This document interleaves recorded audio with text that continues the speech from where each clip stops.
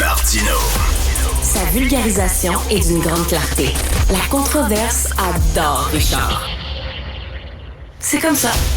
Alors, on parle avec Elsie Lefebvre, analyste politique que vous connaissez bien. Pas besoin de présentation.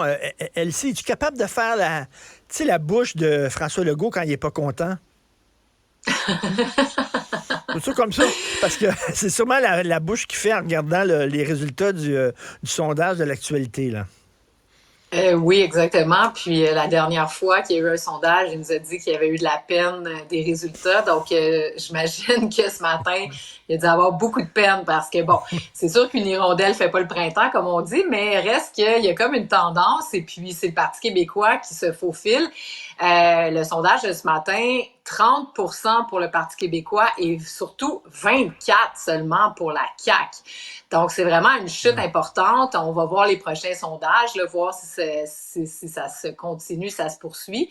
Mais c'est tout un signal, là, peu importe le résultat tangible, c'est tout un signal que s'envoie à la CAQ depuis qu'ils ont gagné la dernière élection avec 90 députés. Il y a eu beaucoup de cafouillage. La SAC, par exemple, tu sais, plusieurs millions, là, tout le cafouillage.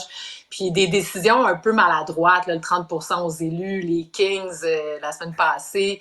Puis là, ben c'est sûr que les négociations dans la fonction publique, ça va pas du tout. La grosse défaite d'Argent Talon, le retrait du troisième lien, le retour du troisième lien, la fin du tramway. Ouais, ça va pas bien dans la baraque caquiste. Oui. Écoute, depuis sa défaite dans Jean Talon, là, on dirait qu'il est comme déstabilisé. Et là, il va être encore plus déstabilisé avec les résultats de ce sondage-là. Bien, définitivement. Puis là, il y a un gros enjeu à la CAQ. Bon, ils sont passés à 89 députés, mais c'est un immense caucus. Donc ça, là, c'est vraiment difficile de garder les gens soudés. Tu sais, tu te rappelleras, Richard, là, que quand il a fait son discours là, suite à l'élection, il a dit, bon, l'important, on peut se parler des vraies affaires, on peut tout se dire, mais tu sais, ce qui se dit dans la maison reste dans la maison. Là, je me rappelle plus son expression exacte.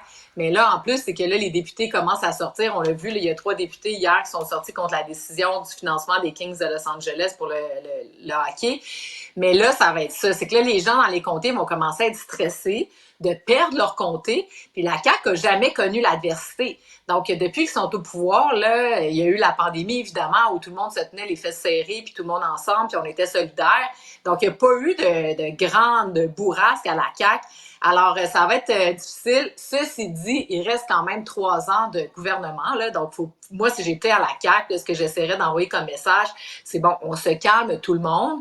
On vit une passe difficile. Effectivement, on a pris des mauvaises décisions, mais ils ont en masse le temps là, de se ressaisir puis de remonter. Là. Donc, c'est pas non plus une catastrophe, mais quand même. Mais c'est ceux qui doivent être contents aujourd'hui, c'est sûr que c'est le Parti québécois. Tu sais, quand on regarde d'où ils partaient, tu sais, rappelle-toi, là, avant les élections, on se demandait s'il allait même avoir un seul élu du Parti québécois. Heureusement, Pascal Bérubé, pour eux, est resté, il s'est représenté. Paul Saint-Pierre Plamondon, comme s'il y avait, je sais pas, moi, quand je regarde PSPP, je me dis, coudonc, il y a comme une intervention divine, tu sais, dans son comté, la madame qui vole des dépliants, finalement. Tu sais, n'importe qui aurait juste, se serait excusé, mais non, Québec solidaire décide d'y aller pour le grand coup, donc retrait de la candidate, PSPP rentre à l'Assemblée nationale, bon, font élire le député des Îles-de-la-Madeleine, il réussit son coup de maître avec le discours, là, le serment au roi. Ben oui. Puis depuis ce temps-là, la victoire dans Jean Talon, là, ça aussi, là, le PQ avait jamais passé proche de gagner ce comté-là, là, tu sais, je veux dire, une fois ou deux, je pense, dans les grosses années du PQ, mais tu sais, c'est une forteresse libérale qui tombe à la CAQ, finalement, qui revient au PQ. Puis quand on regarde les chiffres du sondage aujourd'hui, là, le Parti québécois est à 35% dans la région de Québec là, et la CAQ à 20%. Donc, le vote nationaliste qui trouvait plus, trouvait plus d'options avec le PQ parce que ça allait nulle part, il faut se le dire, le Parti québécois pendant une couple d'années, ben là, tous ces gens-là reviennent au Parti québécois. Puis ça, on l'a souvent dit, là, il y a des souverainistes en masse à la CAQ. Là. Mais il profite aussi de la faiblesse du Parti libéral qui cherche, là, tu sais, puis même André Pratt veut même pas être chef du parti, là, tu sais, donc il profite un peu de la faiblesse du Parti libéral. Oui, mais en même temps, t'as parfaitement raison. Puis c'est là où je serais encore plus inquiet possiblement si j'étais à la CAQ parce que, bon, les premiers votes qui partent de la CAQ, c'est ceux qui s'en retournent au Parti québécois, donc d'anciens souverainistes comme François Legault. Tu sais, François Legault, c'est un souverainiste qui est passé à la CAQ, qui disait qu'il était fédéraliste. Mais tu sais, rappelle-toi Bernard Drainville.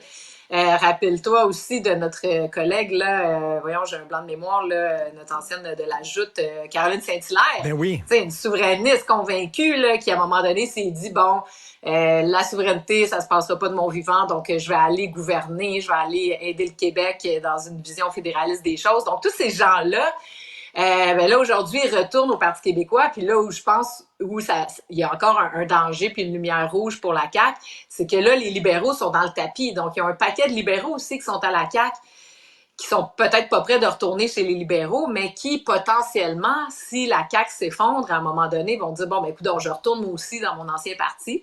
Puis à travers ça, ben il y a Québec solidaire qui, eux, ben mine de rien, font du surplace. Puis tu sais, Québec solidaire, là, ça va faire 20 ans qu'ils existent.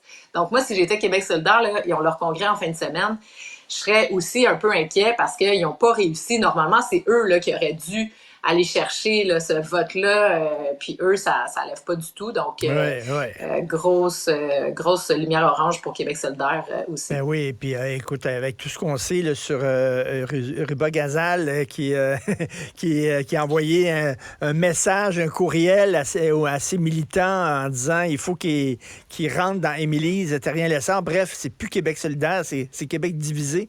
Écoute, tu parles de Marc-Antoine Dequoy.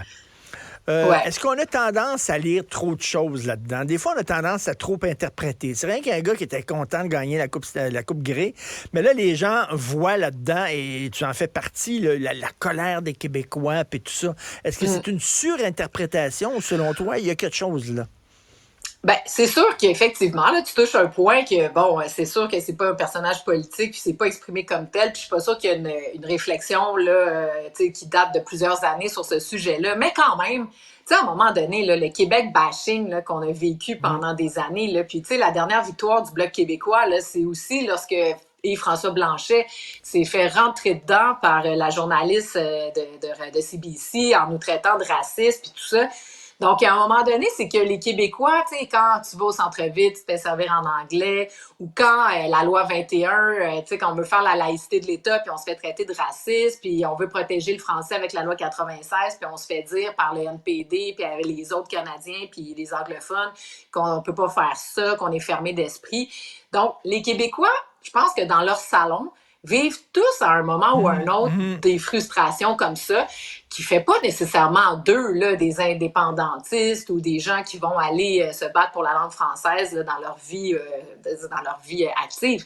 Mais c'est comme latent. Puis à un moment donné, tu sais, d'être toujours écrasé au tapis puis quasiment de s'excuser, c'est fatigant. Puis là, c'est ça qui était beau de Marc-Antoine Dequoy, parce que moi, j'ai regardé le match. Bon, j'ai suivi, tu sais, je suis ça un peu, là, les Alouettes, puis l'Impact, le CF Montréal, les Canadiens. Bon, les Canadiens, j'ai suivi moins parce qu'eux, ils m'ont cœuré, justement, avec le fait qu'ils faisaient juste jouer de la musique en anglais. Là, je reviens un peu tranquillement, là, ils ont repêché une coupe de Québécois, tout ça, mais ça pour dire que là, tu regardes le match, c'est un match incroyable où, tu sais, l'autre équipe mène, mais ils sont tout le temps proches, puis là, ils ont manqué des jeux, le match est hyper excitant. Là, ils reprennent les devants, puis finalement, non, tu sais, l'autre équipe reprend, puis là, à 13 secondes de la fin, ils gagnent. Donc là, on est dans l'euphorie totale de « Wow, qu'est-ce qui s'est passé? Incroyable! » Tu sais, nos Alouettes, le Québec et tout ça, on est fiers. Puis là, t'as lui qui arrive au micro. Puis là, au début, tu sais, je sais pas si t'as vu l'entrevue complète, mais là, au début, il est comme, je sais pas quoi dire, je suis tellement ému, c'est le rêve d'une vie, cette affaire-là, blablabla. Puis là, à un moment donné, le fond de sa pensée sort, parce que là, tu sais, il remercie tout le monde, merci de nous avoir soutenus, d'avoir été là avec nous. Puis là, à un moment donné, tu sais, il fait comme il retourne par en arrière, il dit, mais c'est pas vrai, tu sais, il y a personne qui a jamais cru en nous. Et là, le fond de sa colère sort. Puis, tu sais, oui, c'est sur la forme, il y a des gens qui ont dit il a crié trop fort, puis etc. Mais tu sais, il faut quand même comprendre là, qu'il était, tu sais, il était encore sur le terrain, il y avait encore la sueur qui coulait en dessous du casque. Donc, tu sais, le gars, il a comme, tu sais, il était dans l'euphorie, puis oui, tout le monde crie, puis tout ça. Donc, tu sais, il l'a sorti comme ça. Mais moi, je trouve qu'il a juste exprimé ce que tout un chacun on vit dans notre quotidien. Donc, non, il ne faut pas en faire là, le héros de la nation nécessairement, mais c'est l'expression de ce que bien des gens ressentent, puis à un moment donné. Puis là, en plus, c'est qu'il était victorieux.